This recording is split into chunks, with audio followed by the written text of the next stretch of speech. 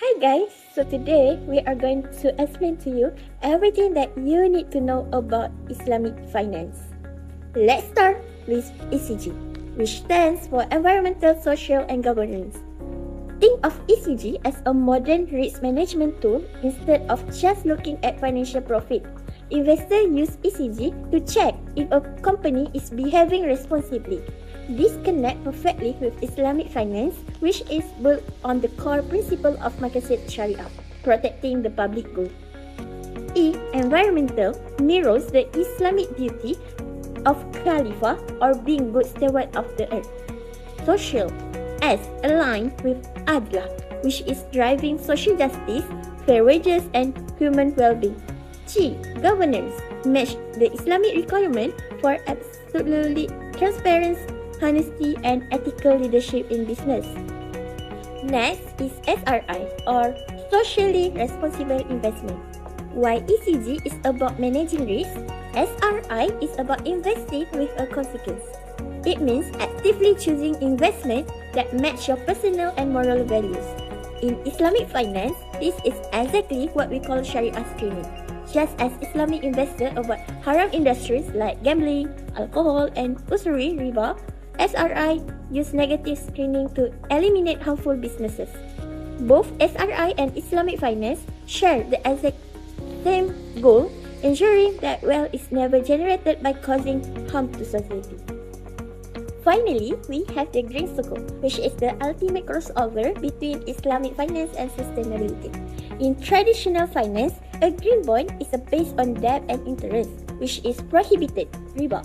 A sukuk, however, is an asset-backed certificate.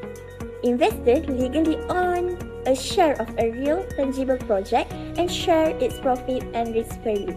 A green sukuk takes this structure and locks the funding exclusively into eco-friendly projects like solar energy plants or clean water system. It is the perfect financial instrument because it satisfies Sharia law while directly funding the protection of our planet. Next, I would like to explain the relationship between Islamic finance principle and sustainability. First is ethical and responsible investment. Islamic finance prohibits harmful activities such as gambling, alcohol, and other ethical business. Instead, it promotes ethical financial practices that contribute positively to society. This supports sustainability by encouraging responsible and socially beneficial investment. Second is social justice and financial opportunities. Islamic finance emphasizes fairness and inclusion. Through zakat, wealth is redistributed to help those in need and reduce inequality. It also provides greater access to financial service, allowing more people to participate in economic activities and improve their quality of life. Third is long-term economic stability. Islamic finance promotes risk sharing rather than risk transfer. It discourages excessive debt and speculative activities that may lead to financial instability. As a result, it supports sustainable economic growth and a stronger financial system in the long run. In conclusion, Islamic finance and sustainability share the same goals: promote ethical behavior, social responsibility, and long-term prosperity. Therefore, Islamic finance plays an important role in creating a more sustainable and inclusive economy. Next, I will explain the differences between conventional bond and sukuk. First, in terms of nature, conventional bonds are debt instruments, while sukuk are asset-based investment certificates. This means bonds represent a loan to the issuer, whereas sukuk are linked to real assets. Second, regarding the source of return, bondholders receive predetermined interest payment. In contrast, sukuk investors earn profit or rental income generated from the underlying assets. Fourth, the relationship between parties is different. Conventional bond involve a lender-borrower relationship, while sukuk involve a seller-buyer relationship based on asset ownership. Fifth, in terms of risk, Bond investors mainly face the credit risk of the issuer, meaning the risk that the borrower may not repay the debt. Sukuk investors share risks associated with the performance of the underlying assets. Finally, regarding Sharia compliance, conventional bonds are not Sharia compliant because they are based on interest. Sukuk comply with Islamic principles because they avoid interest and are linked to real economic activities. Next, I will explain the key characteristics of ESG or SRI Sukuk. The first characteristic is Sharia compliant financing. This means that the funds raised can only be used for halal and permissible activities. In addition, ESG or SRI Sukuk must avoid elements that are prohibited in Islam, such as riba, which refers to interest, gharar, uncertainty, and maisir, which means speculation. The second characteristic is ethical and responsible investment. ESG or SRI Sukuk encourages responsible financing and support projects that generate positive social, environmental, and economic impacts for society. The third characteristic is the exclusive use of proceeds. The money raised from the Sukuk can only be used for approved sustainable and responsible investment project. The fund cannot be diverted to unrelated activities. Lastly, there is a project evaluation and selection process. Before funding is approved, issuers must establish a formal process to assess and select eligible ESG or SRI project. Now, let's look at the key characteristics of green Sukuk. The first characteristic is an exclusive environmental focus.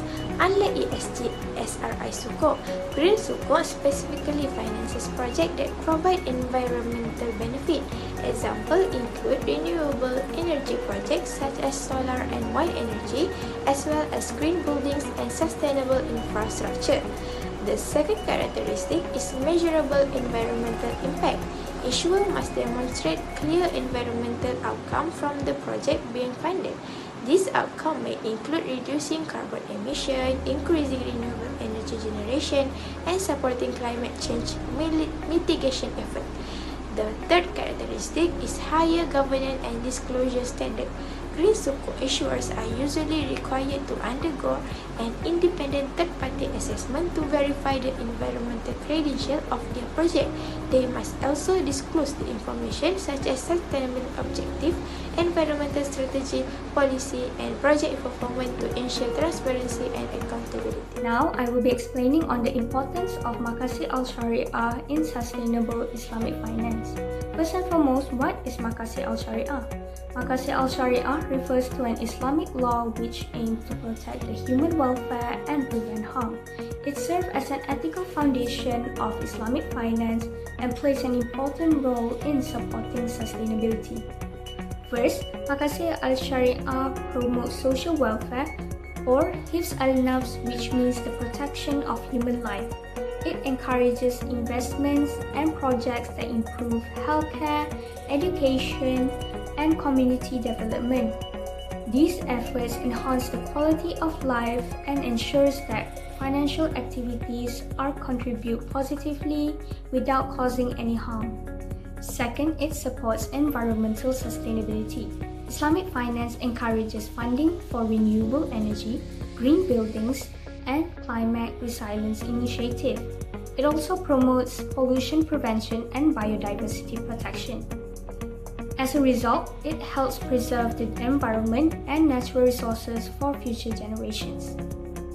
Third, Maqasid al-Shari'ah provides an ethical foundation for financial activities. It emphasizes justice, fairness, transparency, and accountability in all financial transactions. It also prevents involvement in harmful or unethical business activities. By following these principles, Islamic finance builds trust and confidence among investors and stakeholders. In conclusion, Maqasid al-Shari'ah plays an important role in sustainable Islamic finance by promoting social welfare, environmental responsibilities, and ethical financial practices, contributing to the long term of sustainable development. Now that we understand the core theories, let's look at the practical, real application of these instruments. To fulfill the requirements of the Securities Commission's Malaysian SRI Sukuk framework, the proceeds raised cannot just go anywhere. They must be channeled into specific, eligible sustainable sectors. We can divide these project sectors into two main pillars. First, we have green and environmental sectors. These focus heavily on climate change mitigation. Key examples include renewable energy, such as solar and wind power, green buildings that maximize energy efficiency, sustainable transportation like electric buildings, and climate resilience infrastructure. Second, we have social and socio-economic sectors, which bridge Islamic finance directly with community welfare. This includes funding affordable public healthcare facilities, constructing educational infrastructure, providing affordable housing for low-income communities, and creating microfinance pools to support small businesses during economic hardship. To see how this works in practice, let's look at the two landmark Malaysian case studies that made global history. Under the green pillar, we have Tadau Energy's issuance in 2017, which was the world's first ever green sukuk. This project successfully raised 250 million ringgit specifically to finance a massive 50 megawatt large-scale solar power project in Kudat, Sabah, actively supporting renewable energy infrastructure. Under the social pillar, we can look at the Ihsan Sukuk issued by Khazanah Nasional. This was an innovative social SRI sukuk where the capital was deployed directly into the education sector to fund the Trust Scholars program under Yayasan Amir, heavily expanding access to high-quality public education for thousands of Malaysian students. Critical takeaway for our analysis, it is vital to note why these sectors perfectly align with the core philosophy of our study. Unlike conventional bonds, which simply represent paper debt, these sukuk project sectors require tangible underlying assets. Whether it is the physical solar panels in Sabah or the school buildings funded by Khazanah, investors hold a direct, beneficial ownership interest in a project that actively betters society. Furthermore, these sectors satisfy the strict requirement for measurable outcomes. Issuers must transparently report exact, verifiable data such as the precise metric tons of carbon emissions avoided or the total number of students placed in improved schools.